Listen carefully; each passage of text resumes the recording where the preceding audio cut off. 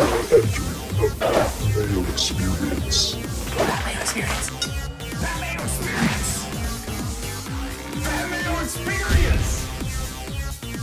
Experience. Welcome to the Pat Mayo Experience, presented by DraftKings. Today, one and done strategy overall. If you want to play in the race for the Mayo Cup, the giant one and done contest this year, go to www.fantasygolfchampionships.com. It's $100 to play, 5 max entry, $30,000 for top prize, $300,000 guaranteed in the prize pool, and spots are filling very quickly. There might be a smaller one that opens up, but this is going to be the giant prize pool one, so you want to get into that. You can find the info in the description if you've already forgotten what I have said. Also, please smash the like button for the episode, and in the comment section, give me your one single favorite one and done tip for all years, but especially this year, because there's a lot of new people coming in so far. And if you want to search all of the best stats, the course history, you can do your modeling, get your probabilities, go to fantasynational.com right now. If you go to fantasynational.com/Mayo, you get yourself 20% off the annual membership, obviously, the best membership that you can get. It's the cheapest per week, but after you use the discount code, it's $8 per week, and if you're going to put $100 into this and play on DraftKings and do some bets, it's probably money well spent. So again, fantasynational.com/Mayo to get yourself that discount. And throughout the course of the year, whenever I bring up picks for the one and done contest, I'm always hit with one of two questions. 1, what is one and done? 2, how can I play in one and done? Well, I've already answered number 2, but we'll dig into that a little bit more. And while there are myriad variations on the one and done format, in its most simplistic form, it's about as basic as it gets. You select one golfer per tournament. Once you have selected that golfer, they cannot be used ever again for that season. Your team earns the same amount of money as the golfer you selected for that event. Whoever has the most money at the end of the season wins the top prize. It's akin to the NFL survivor pool, except you're never really in fear of being eliminated with a bad pick. So that's about as basic as it gets. The beauty really rests in the difficulty of it all. It's tough to pick winners when just in general, but when you have to narrow down your selection to just one golfer per event, exponentially harder. If you use Dustin Johnson, for example, at the Northern Trust in 2020, your team would have netted a cool $1.7 million.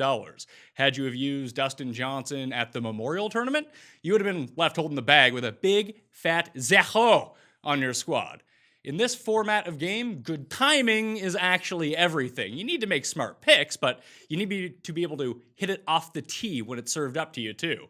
That makes it accessible both for seasoned players and newbies alike. Any skill level, it all levels the playing field. As for how you get in on the league, you best be looking at the beginning of the year. If you're watching this after the Sony Open starts, well, you've missed out on the giant one and done for this year. Maybe, like I said, another one opens up at the Masters. Maybe one opens up mid-season. I'm not sure how that's all going to go yet, but the big one, always at the beginning of the year. They typically start sometime in January and run through the remainder of the PGA season. This year's massive one and done is being hosted by Sports Hub, branded the Fantasy Golf Championships. It's spread across 31 events in 2020, starting at the Sony Open. That's January 14th, and you can enter up to 5 times. Like I said, $100 per entry.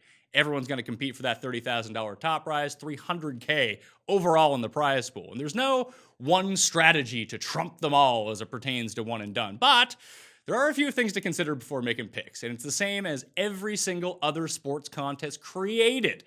You gotta know the rules.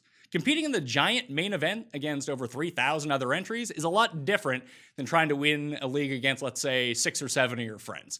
Error is a lot more forgiving the fewer the amount of entries in a contest. It's a lot like playing a lineup on DraftKings. The strategy behind winning a single entry tournament that only has 200 other entries is marginally different, let's say, than how you think about navigating a field of 175,000 lineups when people can submit up to 150 rosters.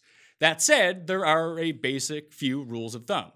Just use good players. I know that seems obvious, but anyone who routinely wagers on golf can tell you how often the 100-to-1 long shot actually ends up hoisting the novelty check come Sunday afternoon. Since a one-and-done tournament is all based around picking winners, don't be scared to stick to a plan and simply choose the best talent. That easy. Maybe not that easy, but that's a good plan to start with. It's more difficult than you think. Everyone wants to be a genius so they can showcase how smart they are to the world, and Everyone knows I'm as guilty of that as anyone. In last year's one and done, he was Russell Knox in the second tournament of the season. My gut said Knox would be able to compete in a weaker field at the American Express.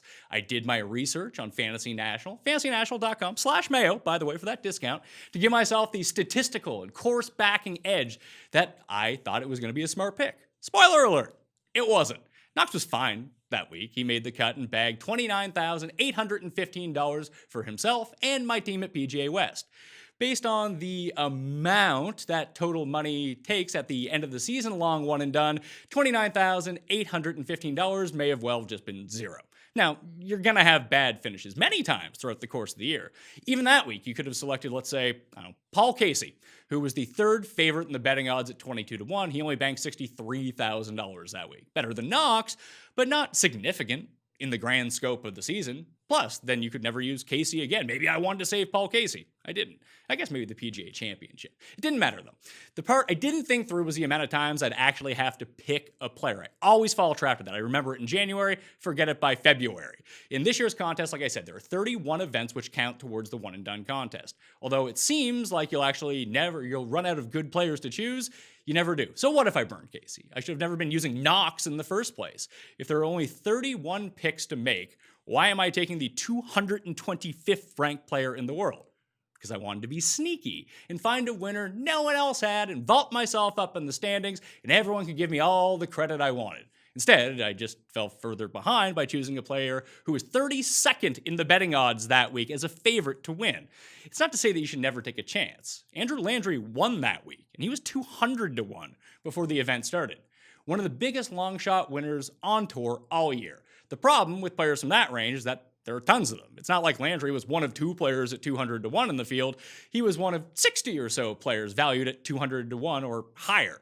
So you not only have to pray that it's a tournament where a long shot wins, you also have to be able to pick that needle out of the haystack amongst those long shots.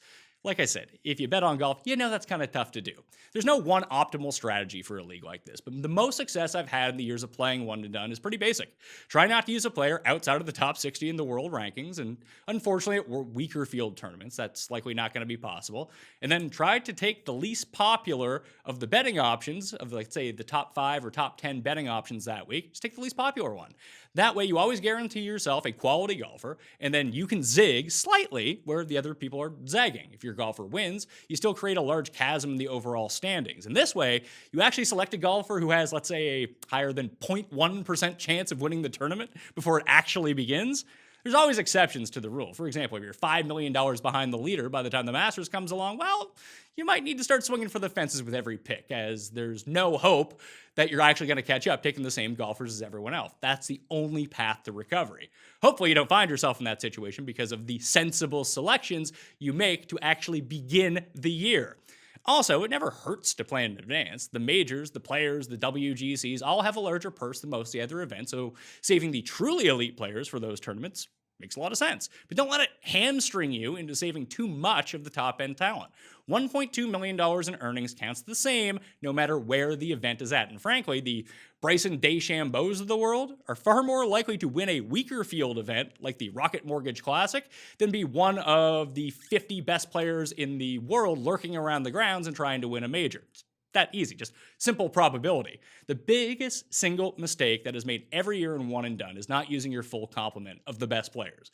Yes, you want to leave Rory, let's say, for the PGA Championship. And by all means, go for it. You should have a great week at Kiowa Island this time around. But don't paint yourself into a corner where there's 6 events remaining and you have 12 of the 20 best players in the world at your disposal. You would have been better off using some of those people at the point over, let's say, the Russell Knox types. Make certain to maximize the starts from your studs. And if you're mapping everything out in January about who you're going to select in August, remember, there's always a Russell Henley, Harris English, or back a few years, Billy Horschel or Chris Kirk, who emerge as legit talent by the time the FedEx Cup playoffs actually begin. So you're never actually out of viable options.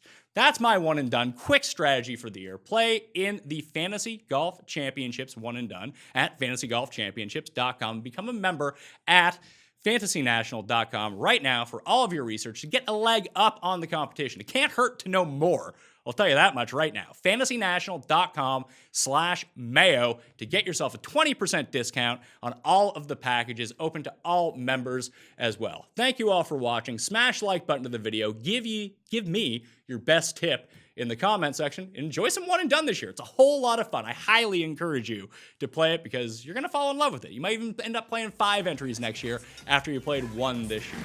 I'll see you next time. That Mayo experience! Experience!